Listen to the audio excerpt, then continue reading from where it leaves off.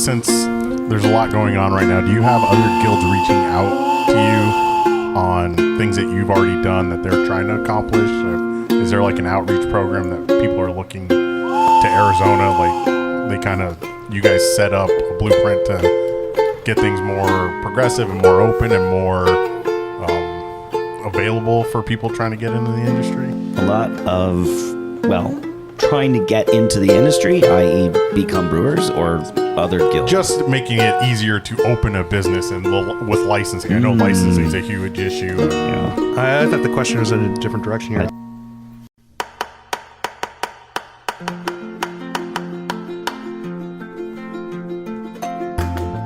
Arizona is a wildly beautiful place, brimming with over 100 brewing companies. I'm Rob Fulmer, the Executive Director of the Arizona Craft Brewers Guild. I'm joined by Deputy Director Andrew Bauman. Together we cover the state, bringing you the best of what's happening at our breweries and beyond. Welcome to Arizona Beer Frontier. I will tell you, and maybe you can fill in some color, Andrew, when we meet with another state, there is absolutely no information that I would ever withhold from them on how they can be successful, because their success does not detract from our success. So we do blueprint things. We have ideas. We have. We're actually going to Madison for a retreat for all guild directors and their staff, and we're gonna have our learning experience, our networking experience, and we're going to talk about. I'm talking about hiring and building a staff, because some people are part time or only one full time person, and how to do that, and what has to change in your organization to get that accomplished. So we have that, but in terms of what happens here in Arizona, Andrew talked a little bit about it.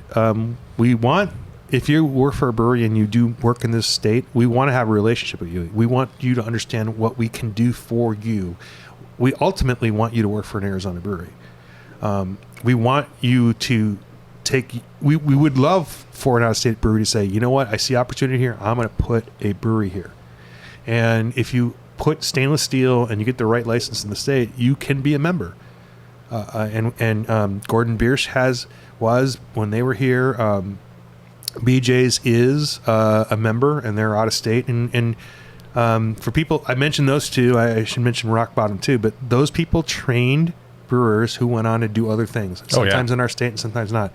And we value that tremendously. And but did I answer your question? Or yeah, and then the I guess the first part of that is, how much contact do you have with brewers, other guilds in other states, helping them kind of negotiate waters that you guys have already treaded through?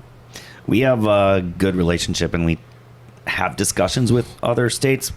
A lot of it, like you mentioned, comes down to licensing, and there's not a lot that, I mean, we can show them what we do and how it works. For them to take that and bring it to their members and then bring it to their legislators is really going to be on them. We share everything that any questions they have, we're glad to help with. And we do have one of the absolute best legislative and legal structures for breweries in the entire country. Some breweries have to put up with so much. It's unbelievable. And we don't get away scot-free. We do have to. There are some hoops we have to jump through, and sometimes breweries, even as recent as the last couple months, have been denied the ability to open a brewery because of whatever reason. It's the state, it's the city, it's the county. All these different things come into play. Right. It's tough. Yeah, but I mean, we share how to run events, best practices. We share, how to best market, how to work with state agencies. And we all want the same rights, but we have to get their different places because each of the states has built their laws differently, and they had to work with different partners, and so they're irrevocably never going to be the same. Yep. And that's the beauty and the disappointment of the system is like, yeah, you can't get beers from everywhere, but I know you can get beers from everywhere. I know you get beers from everywhere. What? No, you can't. I mean, but there's a beauty in that, like that you can't get it what you want all the time, and you guys, I know every one of your listeners knows how to get a beer that is not sold here. I get it. We get it. Yeah. eBay. was a home brewer once, and we did that. We did that for our own beers, so we understand that, and that's part of our culture.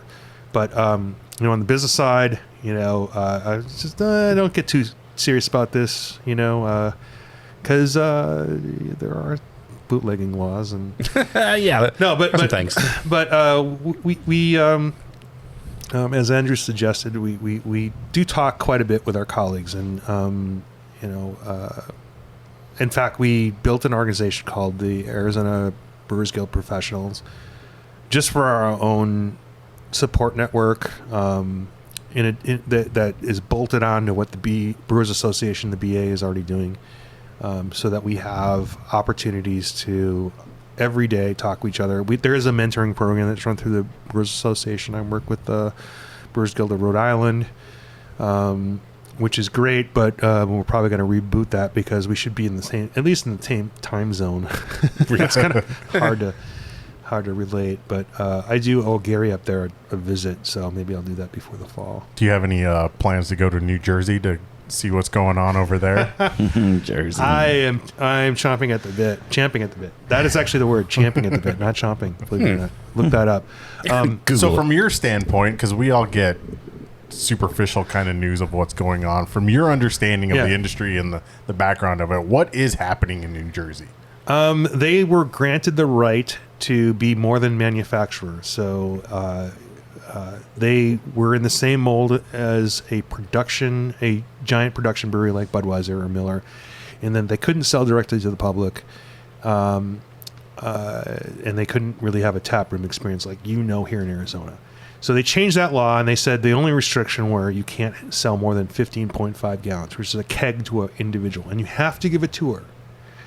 That was the restriction. Wait, that was the law. To each person? Yes. Yes. Wait. And so it was, for a while, it was one tour per year. Oh, No. Jesus. It was one tour every visit.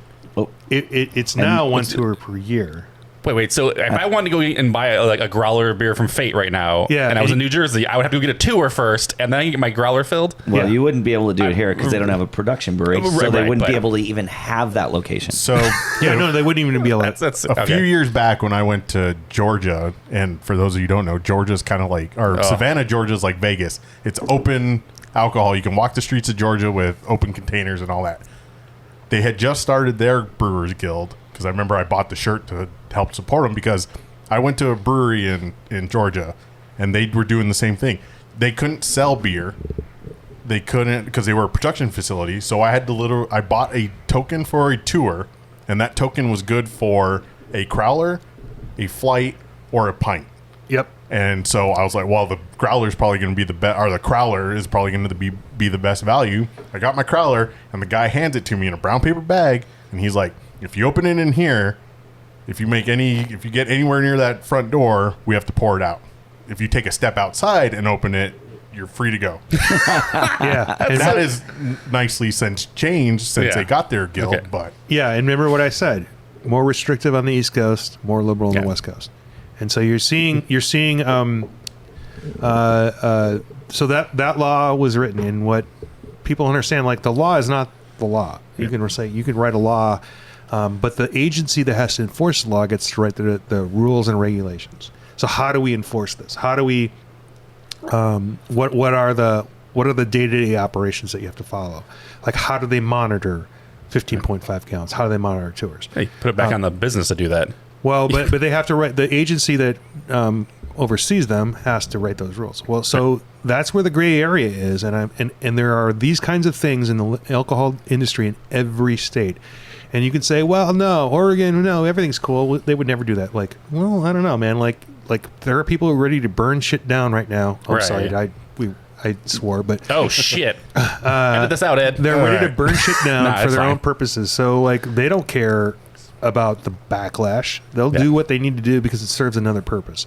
So In this case, New Jersey, they wrote a bunch of rules. They said, part of our philosophy for our alcohol control is we need to create fairness. And since these bars and restaurants, and they have a whole nother structure than we do here in Arizona. But since these bars are now giving up potential business, we have to make it fair. So they remove the ability for a New Jersey brewery to have a TV on with sports, amplified music. They can't do any educational programs, be it for their own products or other products, unless it's from a political organization or another outside organization. They can't do yoga. They can't do Andrew, come on, help me out here. They can't do games, trivia. They can't encourage a food truck to come park near their building. Oh, they can't. Well, they can't even put it on a schedule anywhere. Well, and they actually said, well, if somebody's eating there, we don't know if you coordinated. So you cannot eat in a brewery. You cannot have coffee. There was a brewery that has coffee. Cannot have coffee. Cannot have coffee. No coffee allowed. But you can do these things now 25 times a year, but you have to file 10 days in advance. So like if somebody flips on curling on the TV. You just use one of your things up? Yeah, well, no, you didn't because you're in violation because you didn't do that 10 days ago. Oh, you didn't I got permit. You didn't get a permit 10 days ago? Yeah. Listen, I feel like these are written not by people that actually want to consume the product. They're not. Because as a consumer, I'd be like, this is horse shit. So, like, are you kidding me right now? I can't drink this fuking coffee as I have my wife drinking a beer. Like, that doesn't make no sense to me. Right. And it's not the business's problem. It's not their fault, right? The slap in the face was like, you can't have food in. Yeah. And they required, and it's not a requirement here in Arizona, but they required them to take state approved training. And the first thing they drive in your head is like, serve as much food to people as possible, limit their consumption. Like, well, we can't do that. So like we're paying now to get a lecture on how. So there are elements of all these things in every state. Yeah. And so our licenses are different, but we do have quota licenses, which means for if you're selling liquor or you're selling beer and wine. So most of your craft beer bars are beer and wine, which is a number 7 license.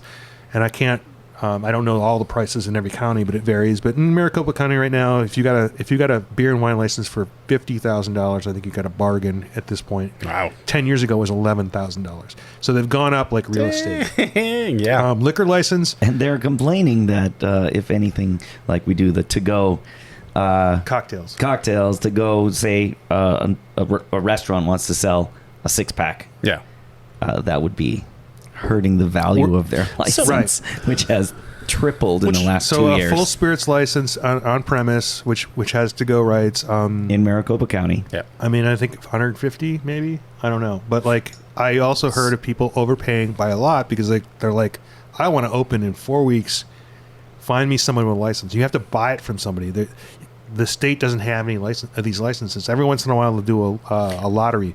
So you have to buy somebody and potentially have to buy their business out. Wait, so this is like a domain squatting situation where people are squatting liquor licenses? Kind of. I mean, be if you buy a liquor license as an asset, right? You can take out loans against that license, like Bitcoin. Really? Yeah. So somebody literally could take out, make an LLC, take a liquor license out, or get a liquor license and then just squat on it, sit on it, and then until inflation goes up, and then yeah. I mean, it's you have to have it active within a certain amount of time. There's a game you can play to get it done. So does people that have websites have to be active on their website. It doesn't mean it doesn't happen. There's a game you can play a little closer to get. And by the way, I'm pointing these things out. I'm not making anyone a bad guy. I get it. That's the game. Right. That's how you play the game. Yep. But it's a little disingenuous for saying, this is I paid $150,000. No, your dad in the 30s bought this or 50s bought this license at $100, and now it's accrued. But I get it. It is an asset. It's a part of your business. Yeah. It is potentially, if things go wrong, that's your nest egg. I get it. Totally get it. But even during the pandemic, and anytime we've introduced more licenses, and by the way, the census killed us because it's per 10,000 people. So that whole movement, like, don't count non-citizens. Yeah. They still drink. Oh, yeah. We get the benefit of them using resources. So that killed us. And we should have had 11th federal district. We should have had hundreds more licenses in the state. Anyway, in New Jersey, I just threw some prices out. In New Jersey, a top liquor license in a high value area, $2 million. Holy shit! So now, there's only one license. yeah. So Oh, okay. there's not restaurant licenses. There's not beer, wine. There's not bar. There's just liquor license. Liquor licenses. So if you have a casino or you have a pizza shop, It's the same. it's Same the license. same license. And this is why there's such hugely inflated values. Right.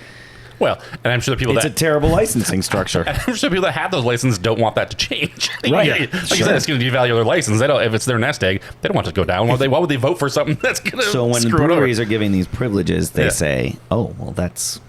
Devaluing Yeah. it for me. yeah." I mean, I don't want to vote for all that. 300 of those breweries are going to make a big And no difference. one is going to seize on goat yoga. No. No, you're not going to get goat yoga at Applebee's. They're not going to move all the tables.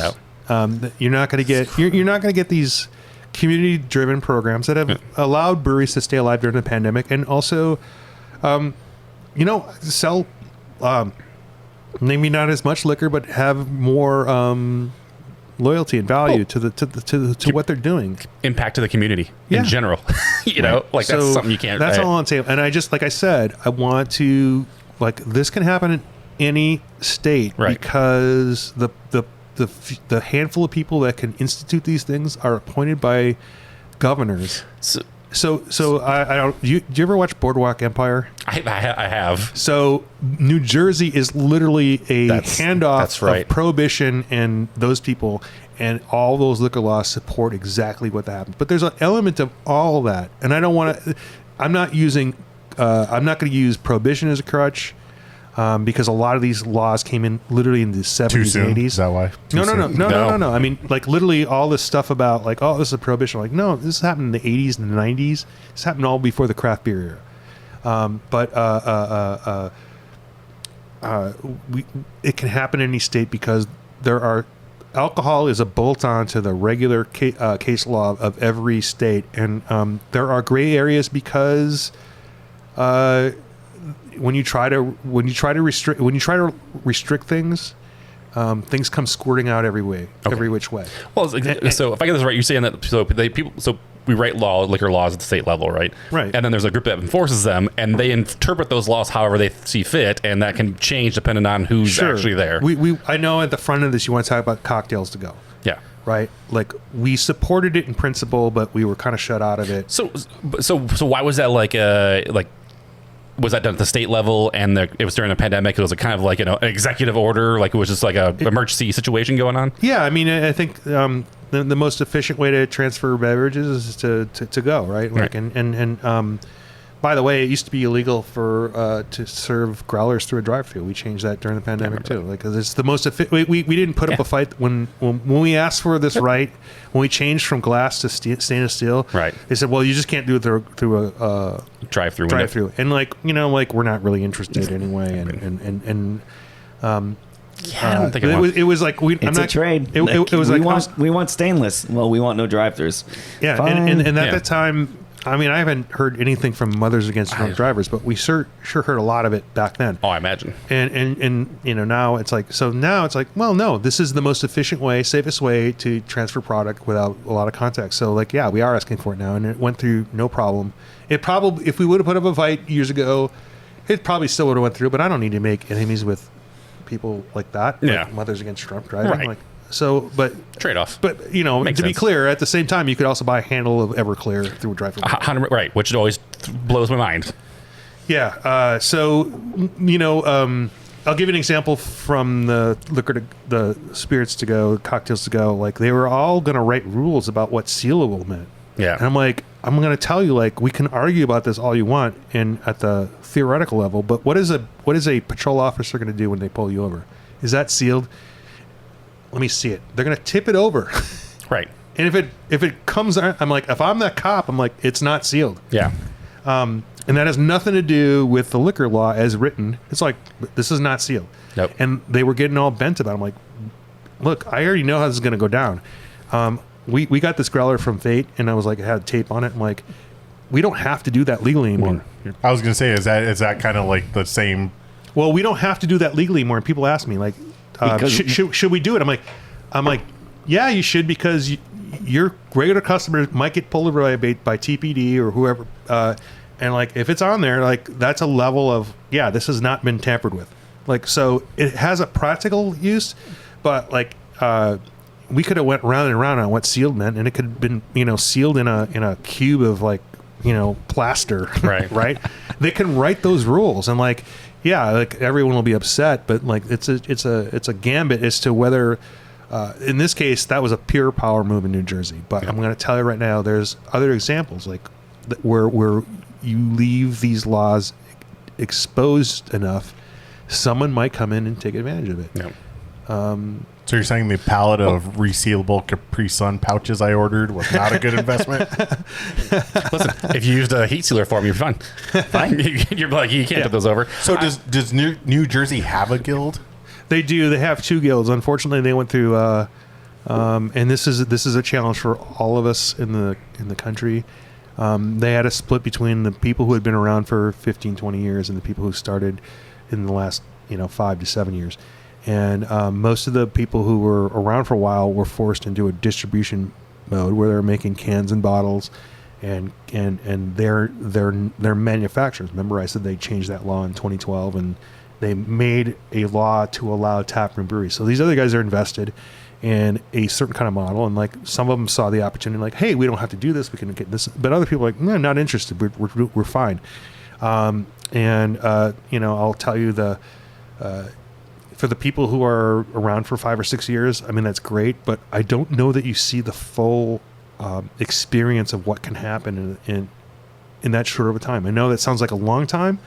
Most businesses used to be businesses were around for 20 years. Like now it's gone down to half of that. It's a short amount of time. And if you're always in the taproom model, I mean, like literally the difference between someone who is cranking out product and putting it on shelves at Fry's is fundamentally different than making some beer and serving across the bar. Like we call them breweries. They are breweries. We're all brothers and sisters, and we share a lot in common, but there's nothing that prepares you to do, if you're doing one, to do the other. It's a different kind of business. Yeah. And we're here to bring those people together. And the biggest struggle is you will have new entrants in the market. In my lifetime, we went from 25 breweries to 9,000. So it's really tough for state organizations to get everyone on the same in the country. Is it our lifetimes too, or just his? I was okay. Yeah. So in the 70s, like it was like Never mind. His lifetime. is Miller cool? Yeah, 70s. Yeah. 70s are cool again. You know that. That's true. 71, thank you. They're coming back. So that's the struggle, and like like we get it. Like a lot of these people are in startup mode. They have like zero time. But that's our challenge: is to bring everyone together to the table and have a big tent. And when we go down to the legislature, or we say something on behalf of the organization, I feel confident we speak for everybody. Not everyone agrees, but I think eventually they see that we're really trying to work with everybody and get everyone across the finish line. And to kind of circle back, to bring it back to the beer festival, and you can correct me if I'm wrong, that kind of creates that communication, right? You get breweries together and they talk, or they do collaborations, and they kind of learn each other's business structure and how they operate. And like you get breweries coming in from out of state, and it opens up that communication, and you get feedback on how to kind of move forward. So, and also it raises money for the guild to make. We all pour our beer into glasses, man. And once it's in a glass, we talk about it. I see some metal solo cups. Is that? Yeah, those that's in our future. Yeah, it is. But like you're exactly right. We work backwards from the experience of drinking beer, and it is the greatest pleasure of this job is to have that experience with other people. And and it's not just brewer to brewer. Like people ask me like, "Oh, you must have an amazing cellar." And I'm like, "No, beer goes to die at my house." Yeah. Like if I bring it to my house, I'm like, I will probably not drink it as often. Like I wanted to open a brewery when I got interested, and I learned as much as I could and network with people. And Andrew and I knew each other's homebrewers, and we knew John Lane, and we knew a bunch of people from Ash. Who else did we? Trethway, Matt at Grand Avenue. I mean, there's the folks that open Old Ellsworth, the McKean, Yeah. Brian McKean and his wife and Ryan and Christina. Christine. Yeah, we're all part of that community. We all got together. We all enjoyed the same things, and like that is also a great experience. And that is what I love. And every once in a while, we can talk about things that actually matter in our lives, and the bringing together of that is so unique in this industry. Like I work with wineries too, and they don't have as many of those shared experiences. Yeah, that's a bummer. Because that's my favorite part of all of it. yeah, no. So I mean, I'm trying to expand the tent to those folks and distilleries, and those guys are more cantankerous than winery owners, and some of our breweries owners think they're they all go your own way kind of people, but like we want to try to bring all those people together because like that's what I as long as we can support things that are organically grown in the state, built in the state, then we're going to all be better people. I agree with that. Ed, what else you got, man? I think we covered it. Covered all of it? Yeah, did everything. We don't have to talk. We don't have to do the podcast anymore. All right, guys, it's good talking. Yeah. I guess to kind of wrap things up, other than Real Wild and Woody, any big plans for the rest of the year? Or are you kind of winding down or winding up? We kind of talked about what's going on. Strong beer is the big one. Yep. In February. We had Baja Beer Fest in Tucson in April. That was great. Awesome. Absolutely amazing how that went. We're going to do Real Wild and Woody. We're going to do BrewCon, Arizona Craft Beer Awards and Festival, and I'm going to bring a festival to Flagstaff pretty soon. that's the goal. It'll be Next year. next year. summer. All right. Working with the Irish Cultural Center and doing something with them probably December. Wickenburg Oktoberfest. It's never dull. It's never dull, man. Like someone will call us next week and say, "Hey, we're going to do this thing, and we'd love for you to be involved."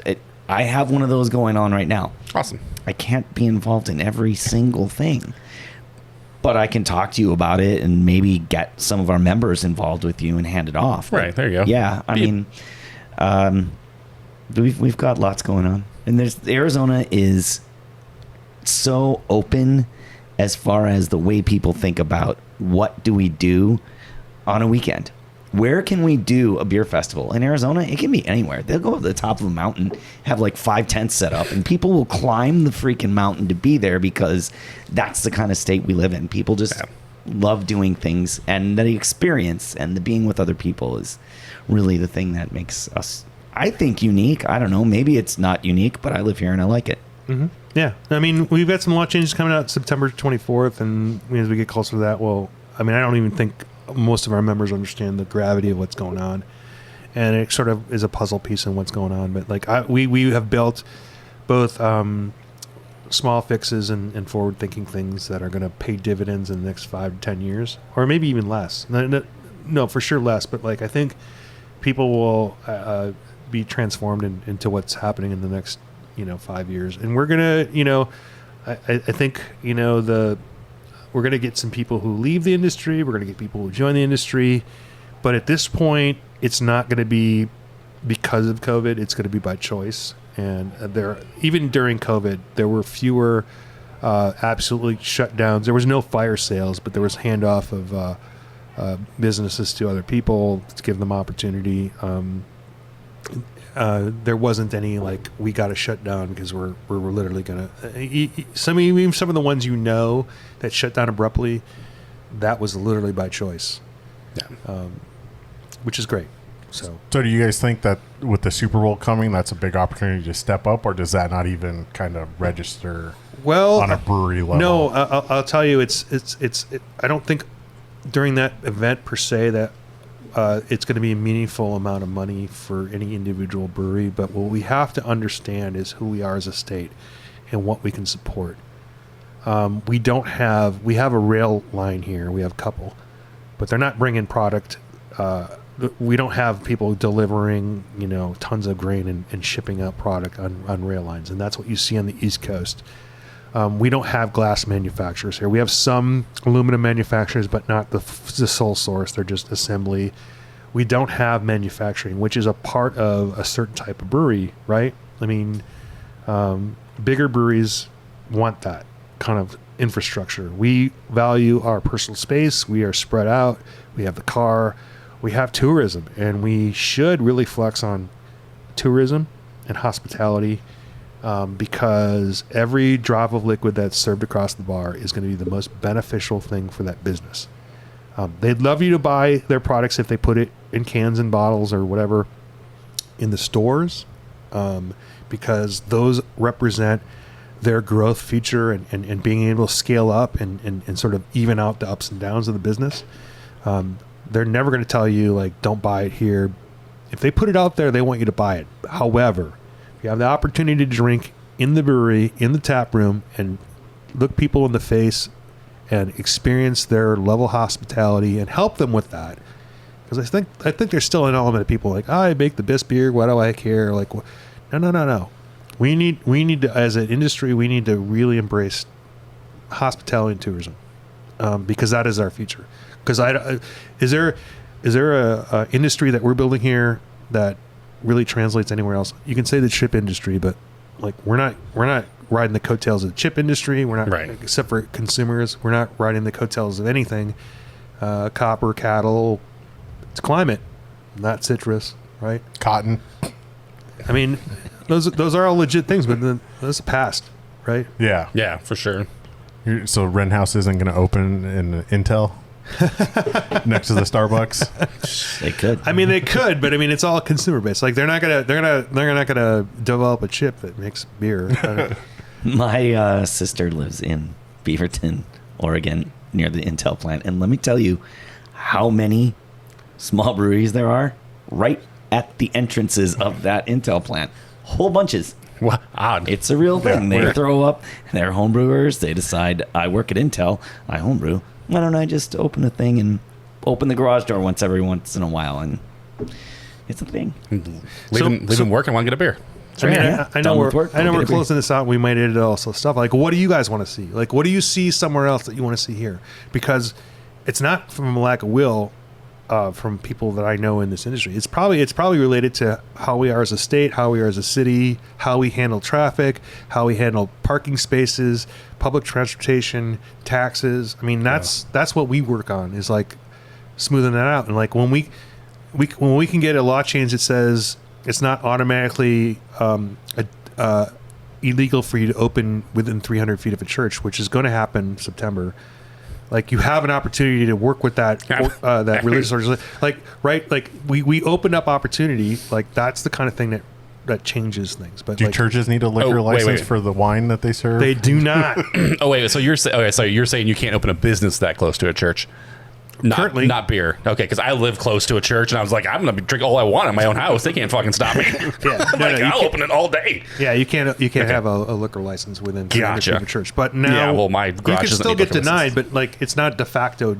Yeah. And like, we've seen some churches that have embraced craft beer. We've seen some people who do that. But like, is there something from your experience that like you wish we had here in the state? Because that's what we work on. The thing, because I went to Firestone Walker this year. Yeah. The Invitational. Yeah. That was from 2019. Yeah. They postponed it 2 years. 3 years. Yeah. And they honored all the tickets from that 2019 event. The cool thing I thought it was is they pre-checked everybody and then kind of walked everybody in a welcome area. And David Walker was sitting there pouring like a welcome beer. Yeah. Is that something? Because I know there's the whole ticket thing, and I know like California doesn't have that. Is that something like? We try to do that a little bit, but I guess if you want to blame something on me, this is what you can blame it on. I don't necessarily want to rely wholly on volunteer help. That is run by their Chamber of Commerce, and there's a ton of volunteerism at that festival. Partly because they, the Chamber of Commerce is responsible for that piece. A second piece is, I would doubt that that's a revenue generator for Firestone Walker. That is a marketing opportunity. And Well, so- yeah, I think he was pouring their like the official like collab beer Right. for the festival. Right. It's a different dynamic. The experience of the consumer, I get. Like, yeah, I mean, I would love to be able to not have to worry about expenses and not have to worry about and create an experience. It's a different animal. Right. That's my dream, Rob. I just want Listen, you out there pouring beer, welcome people. Yeah, I would love to Get do your that, cowboy man. hat on and Crazy, yeah. No, but it's just similar with when Tour de Fat comes here. Like the whole point of that is to recognize the brand, and more than the proceeds, they donate to bike organizations. Yeah, I mean, so I'd love to have that treasure chest to do that. We totally love to do that. Like we would like to be, but the reality is we're a lobbying organization and we need funds to do what we do. Right. But maybe someday. I mean, you get degrees of it. Like I said, nobody in their right mind should have had a beer festival at the convention center in Phoenix and put that money at risk unless you had the deep pockets and the political will to do it. And we did at the time. We just don't have it today. Right. So, yeah, let's do it. Like, let's get somebody to pay for all that. Well, I think we've always talked about like when people scream into the void about like the guild or guild events or beer festivals. Go to a beer festival that's not sponsored by the guild, like these big commercial ones. Maybe you could reach out to Untapped and help them sort their dumpster fire of brew festivals. But I mean, they are some of the best run festivals in the country. People here are kind of spoiled because a lot of people don't go to those other festivals and they complain like look at Firestone Walkers in Paso Robles. You think people in LA are complaining that it's not in LA or they have to go rent a room? Like California is much bigger. It's not like Tempe to Phoenix or Phoenix to Mesa. It's Northern California to Southern California. I've been to that festival. I enjoyed it. But like, can you imagine if I just invited a bunch of people from Japan and Sweden to be at this, like an overabundance? Like, no, we're here to fulfill a different kind of mission. And I don't know their balance sheet, and I'm making assumptions, but I'm assuming that they get to use that place for free, and I'm assuming that Firestone Walker puts up a bunch of money because they believe in it. But I mean that happens. That can happen here too, but it won't necessarily be a guilt thing because we don't have that kind of focus. Right. I'm happy you say that we're well run, but I think our hearts are in it. I think we can't show a bad festival because of who our membership is and who we report to. I mean, we make mistakes, but I again, if you want to throw one thing and back at me, like, yeah, I do not like using an overabundance of volunteer people because I think people should get paid for it. The downside is we pay for a lot of people who are not adequate for the job. We have to work with, and I'm not blaming the companies that use that provide that service necessarily wholly. I just think that if I had 100 volunteers, that's great, and everyone, but I'd rather have them attend the festival, have a good time, and pay for people's services. But that's where we're at. But I think that mentality has kind of trickled down because there's quite a few breweries who will not use volunteers when they go to these festivals. Yeah, I mean, the local breweries, they will bring their people 100% of the time. Well, you also want them to be able to represent your brand the best way you can, and volunteers can't do that. Now, they can bring people who are big fans that come in and sit at their bar 4 days a week and know the brand really well. There are some options. ambassadors and stuff. Yeah, there are options. I think it can be done well, but you have to have that day-to-day contact with them and have a physical. Like we could hire. I mean, I will tell you, there's 5 or 10 people that would volunteer for us, but I know them personally, and we work on the day-to-day. But I think as a brand, you can do that, and you can set the parameters because you just say, hey, I mean, you're open all the time. You're like, come in, we'll work on this together. I think that's actually a great opportunity, but for a business, but like for a guild that, if we show up and do a festival in Wickenburg, we're not going to have those relationships with people in Wickenburg, right, to that level. So kind of what Ed said and about the Firestone Walker, and I know you just talked about going to a brewery and actually hospitality and stuff. I think that's kind of like my mindset is Ed had an experience at Firestone Walker, right? And I know you said it's something that you might not be able to do because of the cost or whatever it's going to be, but that's an experience that he now is going to talk about with 1,000 people. Oh, for sure. You know what I'm saying? So like, I think that in my mindset, it's the consumer experience. Yeah. What can you guys do differently or add to the consumer experience that makes it like that? That's a very unique experience. Of course. That he's not going to get anywhere else. And we do that. I did a video talking about this during the pandemic. Like, this is what I do. I brought Andrew to DC because we did lobbying there in DC. a couple weeks ago, and I invited him to make sure he got to savor. Unfortunately for me, it was a different experience because they had to make, adjustments because of they had to time it with when we were up there for lobbying, which is timed with when members of Congress are going to be there, and they didn't have the traditional place they used to have it. They had to move it somewhere else. And when we got there was no verticality to branding. There was no, it was all tables. It was like literally like, and then this happened at Fobab. It's a different experience when you're on the East Coast. At Festival of Barrel Aged Beers. I want to recreate the best of those things, but like that walkthrough experience, like you have 3 breweries at a 6-foot table with no branding, and you have aisles that are no bigger than this office, like 12 feet. Like if I put that out there as what we do in Arizona, think about us. We like our cars. We like our elbow room. People would not be happy with that. And they had obscenely good beers. I mean, and so people there are used to that experience. So we try to take the best of those experiences. No doubt about it. But, we're limited, and, I'm not making excuses. Like we're trying to get through this piece right now. 100%. Yeah, it's a rough patch for everybody. Yeah, but I mean that's what we felt. That's what we felt we achieved better at Bellbank Park with Strong Beer, because we had a square that we could fill in any way we want, and as opposed to working around all that infrastructure and paying a lot of money for fencing and all that stuff. And I mean, if you were there, you saw full-scale rink wrestling. Listen. You saw a squadron of biplanes do a flyover. You saw a old-timey Western gunfight. Surprise! Yeah, that scared the shit out of everybody. I mean, like, I if I would have put it together, I would have had an alien ship land and say, "This is a we're going to reboot. We're going to reboot the system. We're going to go back to 2019. Everybody, plug your ears, close your eyes, and we'll be there." That was kind of what I felt. Yeah, it was. That was definitely some experiences, and we definitely talked about all those things after the fact. It was definitely, and we talked to other people about those things too. So, stuff like that. Where are we going to have wrestling again at Real Wild and Woody? I know. It's I know it's a space, but maybe that's Strong Beer.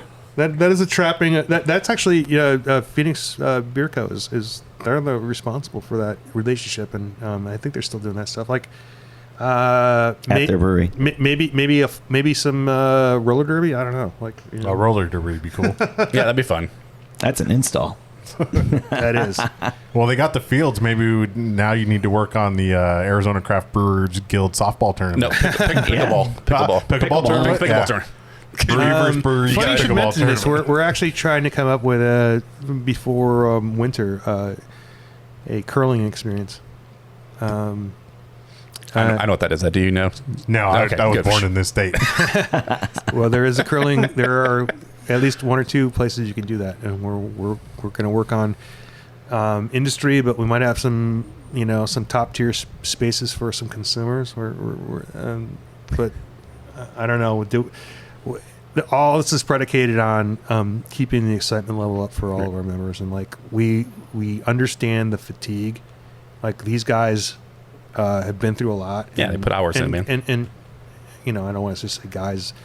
This is the backbone of this is built on people who are making heroic efforts, and you can't sustain that forever. So I mean, we've had some people say, "Hey, can't make it this time," or we intended to. And like, totally get it. You get burned a little bit. You got to take a rest. Constant requests for festivals Yeah. from all sides. Yep. Right on. Yeah, and people are in this industry aren't in it for the money, so when things kind of get squeezed, they have to really pull back. And so the fact that there's even beer festivals going on is a credit to the brewers in this state and the guild. And like I said, I went to Firestone Walker, and that's a huge festival, and that was postponed 3 years. They couldn't sustain it. So the fact that you guys are able to continue to this and recover is credit to everybody who participates in this industry. Yeah, but it's definitely a goal to be in a place where we don't rely on the income, and we create some experiences that are not revenue generators and some that are. And I'm telling you, when we started Real Wild Woody and we did it, the first one at the Tempe Center for the Arts, that was not a money-making endeavor in the first couple of years. at the Phoenix Convention Center. Like, it was like, an accountant could write this as a loss, a break even, or a gain, depending on what we count. We built some relationships that move forward that were definitely bonuses, but that's just the nature of what we do. Like, we run in between, raising money and creating experiences and creating brand loyalty and featuring our breweries. And that's what it comes down to, right, Chris? Yes. That's what we try to accomplish, to feature breweries and you guys. And, well, you don't need us anymore because you have your own podcast. Which I'm hoping is going to be a lot of weird beer history and laws. Hope it's a lot of that. I will definitely tune in for. I just want to see Rob in a cowboy hat sitting on a mountain telling us history lessons of Arizona and beer in Arizona. No, you guys, if you need background information, if you need anything, like, that's what we're here for. And I hope that translates to everybody who's, doing a lot of good work in this space. But we wanted the opportunity to talk literally about public policy and like I said, if I was up for a collaboration beer, and so I wanted to talk to people and get some information out there. So maybe if you hear it, maybe you could take it in another direction, or if you need those connections, that's what we're here for. So what about a ghost town beer brewery? No, I'm joking. True crime podcast. No, all right, fine, whatever. Just throwing it out there. Yeah, No, ghost towns in Arizona. True crime beer podcast. That's a very niche group of people. As you know, everybody in the state just loves going to different places that are out in the middle of nowhere. Yep. Like, that's totally a hallmark of our state. So to answer your question faithfully, we built and inherited some very large events, and we can't walk away from those. But we are interested in creating smaller experiences. But know that it's just the two of us, and so, like, we got limits too. Right. Yeah, that's how it works. There's only 104 weekends between the two of us, so But speaking of information, where can people find the Guild online, social media, and look your at you, podcast? Look Yeah, at you. Andrew, putting you on the spot. ChooseAZBrews.com. That's a great one. And then there's also Facebooks and Arizona Craft Brewers Guild. I mean, I don't know. Arizona Beer Frontier to hear, like, stuff. I'm not sure what videos. the actual Instagram handle is. You'll find us. I mean, I think the podcast is a little bit that too, because we would never do a social media post on some of the stuff we do. So it is breathing life into something that we don't have. But, like, we used to do a newsletter, but we just found it wasn't being as received as we want, but we could go that direction too, possibly. Just run one of us down. We love to see. Here's what I'll tell you, and it's even these in our professional circles, and you heard me say this to people in our industry, and people who, like, I can't even believe that you waited to talk to me. Like, people who I look up to, like, oh, I saw you, I didn't want to interrupt you. I'm like, no, fucking interrupt me, man. Interrupt me, man, because I will introduce you who I'm talking to, and we'll have a great conversation either way. If you see Andrew or myself or whatever, just interrupt. Like, introduce yourself. Say hello. Reintroduce yourself. Tell us what you want to know, because that's what we're here for. And like I said, if we're talking to somebody, maybe you don't know who that is, but maybe I'm like, you should know this person. Yeah, there you go. We're here to introduce people too. So nobody is too important that I'm talking to that you can't say, hey, I'm a big fan of what you do. I'm like, shut up, guy I'm talking to. I'm talking to this guy now. Whatever. Yeah, do it. Awesome. Chris, where can people find us? They can find us at hoppycraftsmen.beer. We're pretty cool that way with .beer. Yeah, website. you guys have a craftbrewers.beer No. website? We're definitely not cool. I'm going to say we have 25 URLs though. but we have Real Wild and Woody and realwildwoody.com. That is impressive. Not that many. We Yeah. have 2. But yeah, hoppycraftsmen.beer, and then Instagram, we're just Hoppy Craftsmen. It's probably the best place. We're always on there. Ed, do you know the patron supporters? I don't. One of them sitting here. He is. Rob, this guy over here, But supporter Chris of the does show. because Actually, I he did. I brought keeps it it up on his earlier phone. because I was fancy like that. Because we don't I got do my it for the money either, so people are generous enough to give us money. So, Chris, who are our Patreon supporters? Our Patreon supporters are Jeff Johnson, Riley Greenbaum, Anthony Bracamonte, Zach Dominguez, Selena Gomez, and of course the gentleman next to us, Rob Fulmer. And I'm just at the buy you a beer every once in a while. You level. are Like, at that one. It's not like I'm spending thousands of dollars on y'all. No, listen. We still haven't got the $5,000 tier person. Yeah, so nobody's that's definitely bit not that you, bullet Rob. yet. So. And I want to say that you guys gave me money back during the pandemic. I'm like, what the hell is going on here? I'm like, We did. We didn't ever record episodes, and I didn't want to charge people for content we didn't deliver, so I gave them money back. So I appreciate that. yeah, I understand. Listen, I'm not taking money that I don't do things. So that's how it works. But thank you for being a supporter. We love all our patrons. We actually we just gave Rob some stickers as well, and then we'll actually be sending out stickers to the other patron supporters soon. So excellent. It was Nice. great to talk to you guys, and I'm excited to find out how we're going to edit this thing down. it should be great. Maybe we'll just throw it out there. I don't know. Like, we'll break it up. You guys Yeah, do what we'll you see want to do. because Rob might release it on his podcast. We'll release it on ours, and you can listen to both and see how Who edited it better? Hey, I'm gonna tell you right now, the Easter egg is we recorded something backwards, and we're gonna Yeah. layer that in. And Gotta find it. Yeah. look for the hidden meetings. Whoever gets it gets one of these glasses. I am the walrus. All right, guys. Well, thanks for chatting. We'll talk to you next time. Thank Thanks, you, Rob. guys. Thanks, Andrew. We'll see you next time.